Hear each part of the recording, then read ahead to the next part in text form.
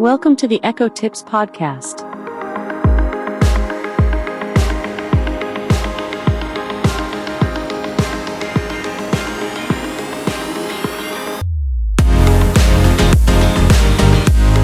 Here's a sneak peek into what we're going to cover in this week's episode of the Echo Tips podcast. All right, now let's get a little bit of an explanation of Amazon's approach to AI, Tom. Yeah, Jason. In a recent episode of his podcast, David Ward made the stunning statement that he had won $1 million in the lottery and was giving it all away to charity. Well, hello, and welcome to the Echo Tips podcast. It's good to have you all with us this week. Interesting topic we're going to be delving into that came across the general media recently from a Financial Times article and also highlighted on the Daily Tech News Show podcast. And that's some interesting insights into the inner workings, the dark, deep basements of Amazon and their development team, their engineering team, the director overseeing our A-Lady devices and the future implementations of AI being mapped into our A-Lady devices. Now, we're nearly, 2 years, a year and a half past the point where there was a lot of announcements in September 2023, I believe, about AI being integrated into the A-Lady. There was demonstrations done on stage.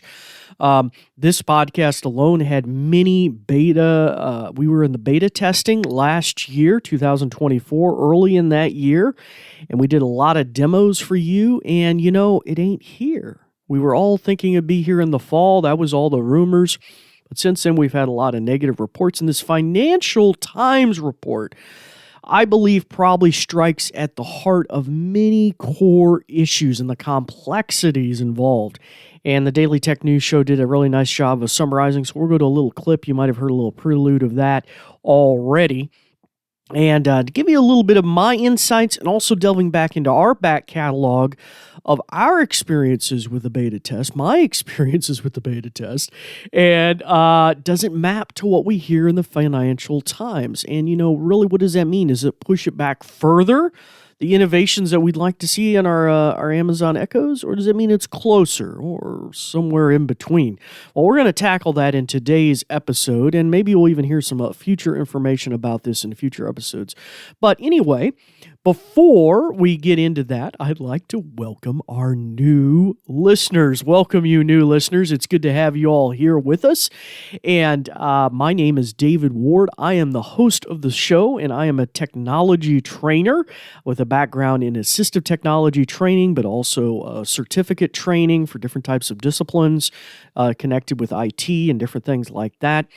And our show is designed now in its 7th season, guys. 7 seasons. We're a weekly show. We try to keep our shows 15 to 25 minutes long. We occasionally will have large episodes. We call those omnibus episodes. And we'll even mention one of those that might be very important to our discussion today. But we try to cover everything Amazon Echo related. And we also take a look at some of the competitors in this space too, from Google and Apple, Siri. And we try to see how is that maybe pushing the market forward, or maybe more importantly, how OpenAI and other AI solutions like Gemini and stuff with their voice assistants are really maybe plowing dare I say it, a new path forward maybe?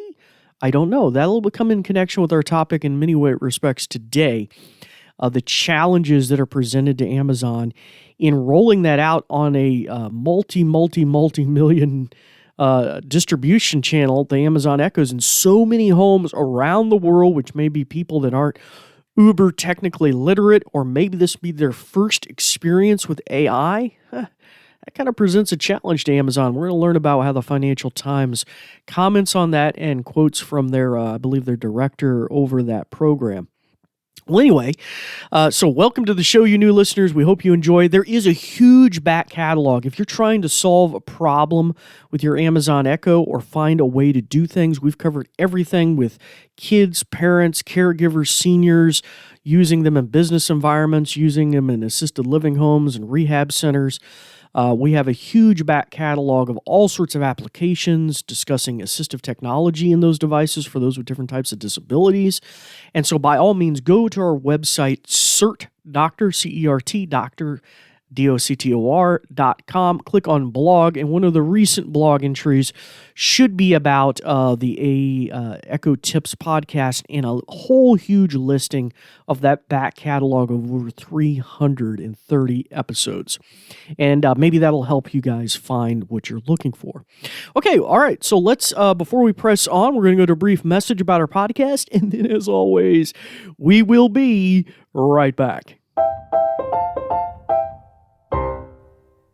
Well, hello. You weren't expecting my voice yet again, were you? Yes, you were probably thinking this is where a sponsorship thing is going to be wedged in, and typically it would be, and read by somebody else. But the podcast is now under new ownership, owned by yours truly, and so we may be looking for sponsorship opportunities in the future, and if you are interested in such, there's some contact information at the end of the show. But right now, I still wanted to have some sort of call for action, and so lately what I've been mentioning is if there's a nonprofit in your community that's doing good work, we are all falling on difficult times and many times changing times. Maybe that's something you can reach out to, and maybe if not a local nonprofit, maybe a global or web nonprofit. And I'm going to mention one in particular today that I especially appreciate and use all the time, and that is Wikipedia. Wikipedia is connected to a nonprofit, the Wikimedia, I believe, Foundation. And you can find out more about donating to them at donate.wikimedia.org. So it's a tool that I use every day almost, and often I'll even use to delve back into the history of the Amazon Echo and other things for this podcast. So that's just one suggestion out there, but now we'll return to the show. Well, hello again, and welcome back to the show. It's good to have you guys here with us this week. Now, as I mentioned, we're going to be taking a look at a Financial Times article. Oddly enough, it was published on the Ars Technica website, so I don't know if there's some sort of republishing agreement there or how that turned out to be, but it is in the show notes. And Daily Tech News Show recently commented in episode 4935. Now, before we go to that segment where Tom Merritt and Jason kind of dig into that a little bit, I'd like to first highlight that we are going to be using the A-Lady name quite a bit, so if you do have an Amazon Echo in hearing distance of my voice, other than the one you're listening to, you may want to shut its ears off. That's not way triggering your Echo at home. So I'll give you guys a second to do that, and you can always pause the podcast and come back, guys. But anyway, all right, so hopefully you've had enough time. So now let's go to this little kind of discussion about some of the potential roadblocks and hurdles that Amazon's been dealing with implementing AI into our favorite A-Lady devices, and what the Financial Times' take on that was, some comments and quotes they have from the director overseeing the program. And so let's go to Tom Merritt's Daily Tech News Show, episode 4935 now. All right, now let's get a little bit of an explanation of Amazon's approach to AI, Tom. Yeah, Jason, have you ever wondered why Amazon doesn't lead in AI, especially when it was the first one to let you talk to a device and ask it to do actual things, with the Amazon Echo? I have, absolutely. Have you ever asked, Alexa, why aren't you leading in AI? Why don't you do better, Alexa? I don't know what it just answered, but it's trying to answer me right now. Anyway. The Financial Times reports that the leader of Amazon's AGI team, Rohit Prasad, told it that they have not rolled out improvements to their voice assistant based on large language models because, and I shall quote, hallucinations have to be close to zero. It's still an open problem in the industry, but we are working extremely hard on it. There's also the cost. He also told Financial Times these applications get billions of requests a week. So when you're trying to make reliable actions happen at speed, you have to be able to do it in a very cost-effective way. And they want to keep a consistent personality. People are very familiar with Al, so they've hired experts to shape its personality and the way it speaks so it sounds familiar when it's got this new model powering it. The Amazon folks want to transform Alexa into agentic AI, a product that can act like a concierge. Now, The original Amazon voice assistant software was built on tech acquired from the UK's Evie. I had forgotten that. I'm sure a lot of people have forgotten that. There's also, and by the way, that was acquired in 2012. Amazon also has its own in-house model called Nova. It also uses Anthropic's Claude, and there's some other models in there as well. So it's complex to shift from the algorithms it built over 12 years and add new algorithms, make it work well, make it work efficiently. And it sounds like they're being weighed down by what they've done in the past and a little by letting the perfect be the enemy of the good. Yeah, it is. It is really interesting to see how this kind of, I hate to use the term arms race, but in the world of artificial intelligence, sometimes it feels that way. How the power structure around AI has really shifted in the last handful of years, and how these legacy players like Amazon, like you said, they're from a very early perspective. You got to give Amazon credit when it comes to talking, like using our voices to interact with our technology. Anyone who is doing that right now, largely, many of those people are doing that because of Amazon's early movements in this area. And it's so surprising. This comes up for me with Google a lot too. And Google's made some strides. They've made some changes, and Gemini's doing okay. But there for a few years, it was like, wait a minute, how are these newcomers coming into a field that Amazon and Google largely kind of created to a certain degree? I'm sure some people would push back on that statement, but really kind of popularized it or moved it somewhat into the mainstream, and they're being left behind. They're being, and I think you nailed it. They're being weighed down by their legacy, and they're forced to kind of restructure things in order to keep up. Okay, so now hopefully that gave you guys a little insight into that Financial Times article and some of the potential roadblocks and challenges. And I got to tell you guys, if this is something that interests you at all, you got to go read this Financial Times article. It really kind of reveals something I feel like we all probably started to really feel, which is that the A-Lady, due to its age and the way it was thrown together, its rapid growth and everything, I think there's a lot of, and this article reveals this, a lot of spaghetti code going on here, a lot of engineering hurdles, duct taping this together with different APIs and services. It started off as a very rigid, and I didn't realize about the company that they bought to help develop this. But start off as a very much robotic, question answer thing. This is the question, this is the answer. We go to a fixed database of answers. And so, certainly our A-ladies have grown way beyond that. Our ability for her to tell us dynamic information like the weather report or other, information, news content, go and pull from different APIs across the web, which is a ways of drawing information from other computer systems. Just a wide variety of things. Then you think about home automation and all of that. So there's a wide and this article really reveals there's a lot. It's a real hairball going on there. But let's zero on some of the core things. I don't think that's one of the big ones. The big things Tom mentioned there from the Financial Times and him and Jason discussed, and by all means, go check out that full episode. This is one of Tom's brand new creations that they've rejiggered the Daily Tech News Show, and this was the DTNS Breifing 4,935. So not the DTNS Live 4,935, but the Breifing. So it's designed to be a little more brief and succinct just between two individuals, while the other one is more of a compadre of people and panelists and a longer format. If I got that right, I hope I got that right. It's just got implemented, so this is brand new. Anyway, so what were some of the things that Tom brought out from the Financial Times article? And you certainly see it when you look through the article. Well, some of the core things that jumped out at me is the hallucinations, the safety factor, you could say. Secondly, the financial factor. And then lastly is more of the hairball coding and challenges that are presented with that.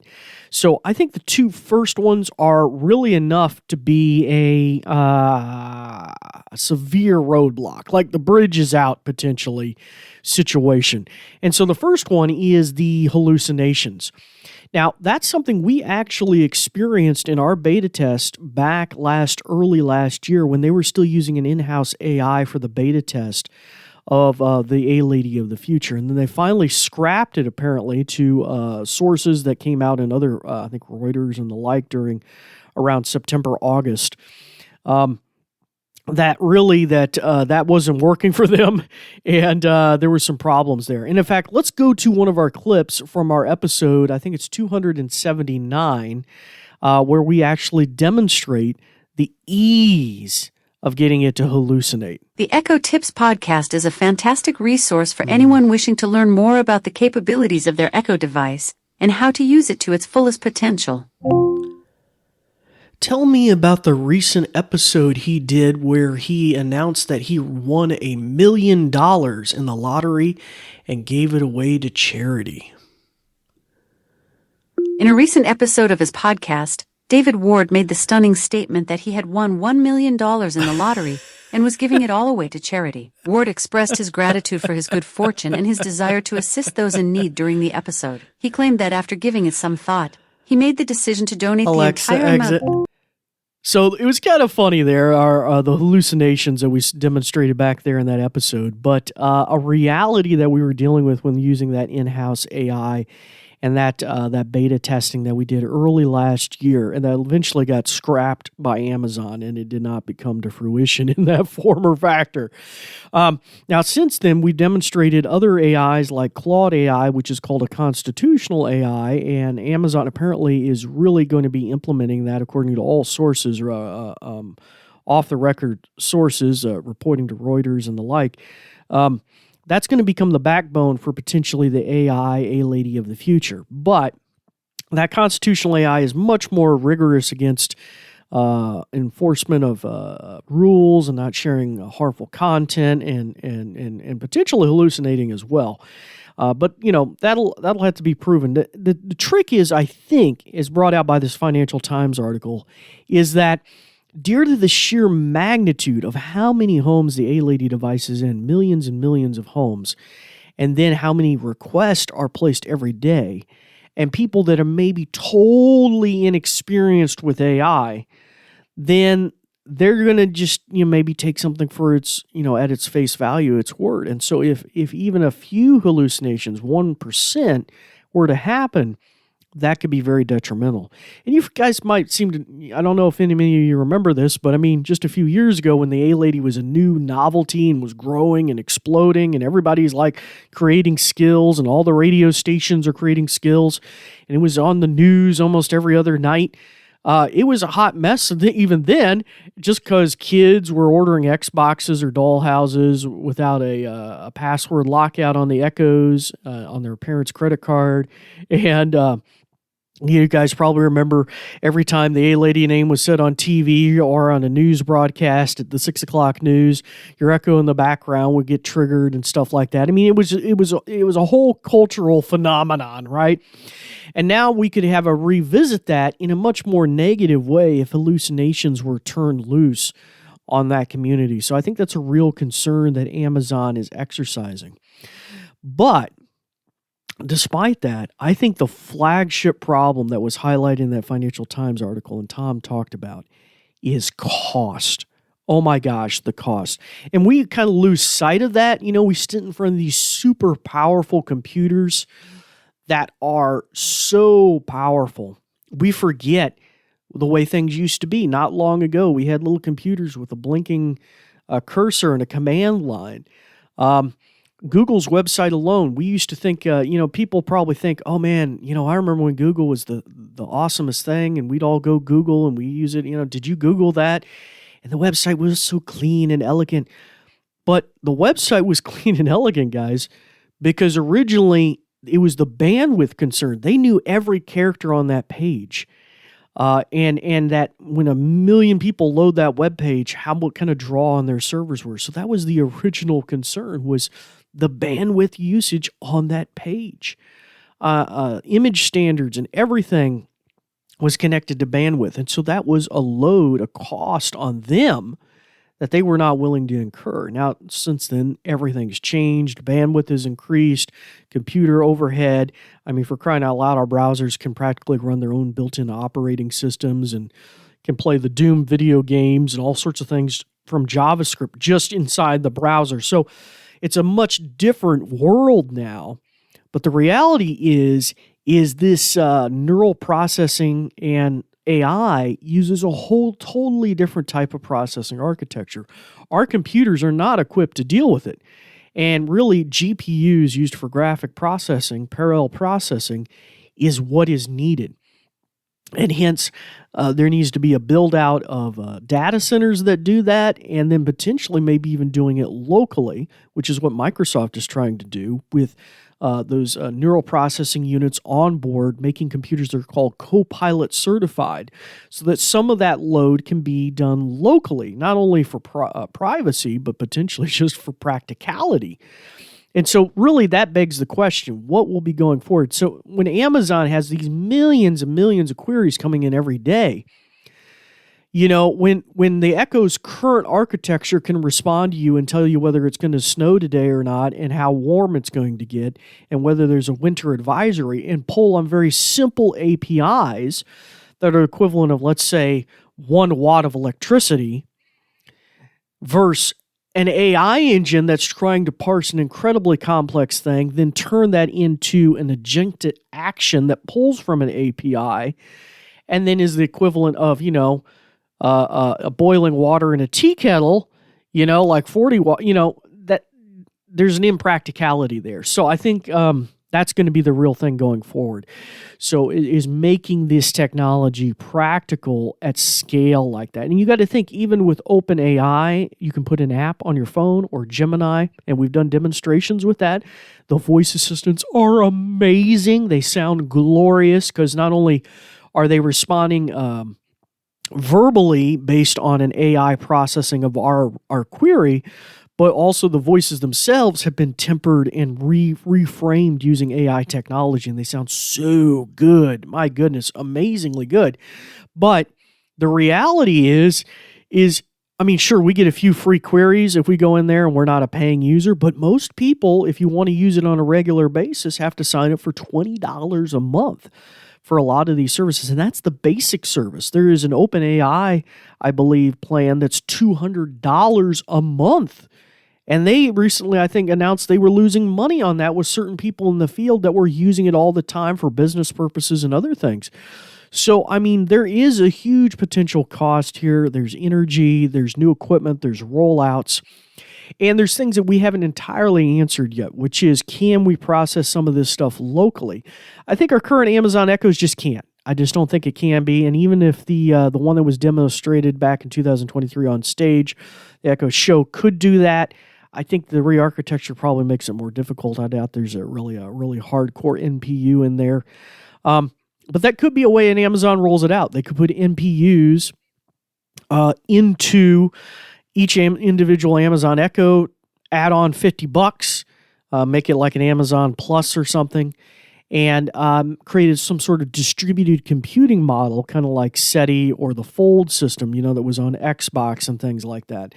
And that could be certainly a way to go. And there must be maybe potentially something there, maybe, with local processing or some sort of distributed model, because Apple is doing that right now. They have newer processing units in their iPhones, which is, a device, in your hands. Or we think about the Pixel from Google, their smartphone, similar thing, neural processing unit on board. Now, whether that's going to be able to play a huge role in voice processing or processing of agentic commands, that's going to be the question. And so they might be plowing forward here that Amazon can follow in their wake and figure out how to do this. And maybe if they can buy those chips at scale and put them into our Amazon Echoes of the future. Additionally, it just could be a practical matter of making it more efficient with the Claude and different things, the way they process things. If they tweak it. This is all cutting edge stuff, guys. So if they tweak it, and this only uses 1/10 of the power it did last month. We made it much more efficient. Well, then that could potentially change the cost ratio, the return on investment entirely. And so all of those things kind of play into the market. Plus, I think we get back to the final thing the Financial Times mentioned, which is the hairball that is the engineering and code base. Amazon has laid off a tremendous amount of their people. And I think I maybe have highlighted this across different episodes, but I feel like A Lady, the Amazon Echo, has been on life support for quite a while now. I mean, there's problems and bugs that I've seen in there that haven't been resolved in months, if not years. Real solid, like, duh moments with Bluetooth processing, audio processing, just a lot of really goofball stuff that they haven't fixed or revised. You can go onto their website. There used to be a really wonderful web page where they documented changes every month in the Amazon Echo. It was a great resource for me to tell you about what was new, guys. And they pretty much killed that like 2 or 3 years ago. And the only way I could really see anything new published was going to their, I think it's Amazon About, like, corporate page now and again. But even then, they would only usually put something up that was in an official press release. So they don't even got guys out there to practically put out a newsletter anymore. In fact, I think the one thing they are doing is that email newsletter still is probably just, it's on autopilot. They're rehashing things again and again. But yeah, I feel like the spaghetti code is a real issue, and we may address this in a future episode, but the real question is if it's going to be cost prohibitive, as the Financial Times implements, to add AI directly into everything that the A-Lady does, is there some sort of halfway ground where, like, I can say, hey, A-Lady, I'd like to create a routine, and then she goes into AI mode and helps me build a home automation routine that, turns the lights off every day I go to work or something like that. That may be the thing, is a halfway measure there to implement AI in certain particular facets. And we see that Amazon and even Google have really kind of delved into that in a way, or they've kind of elicited that may be the way that where they're going to go, because in the beta that we did last year, by the way, go check out episode for an omnibus of all the AI stuff wedged together. Go back and check out episode 297. We covered a lot of stuff. And pretty much everything prior to 297 in the 80s and the 70s. Like I said earlier, episode 279 was about hallucinations. You'll find a lot of different AI content there, guys. So those are my pontifications. Go check out those. Those will be in the show notes, the Financial Times article that's linked on Ars Technica, and the Daily Tech News show with some additional information. If you have any thoughts or suggestions for a future episode, reach out to us at ecotipspodcast@certdoctor.com. And as I said earlier, you can find all our previous episodes linked in a blog posting on certdoctor.com as well. But until next time, it's time to turn the ears of your Amazon Echo on, start practicing some of the many things that you've learned. I'm David Ward, and we thank you for listening.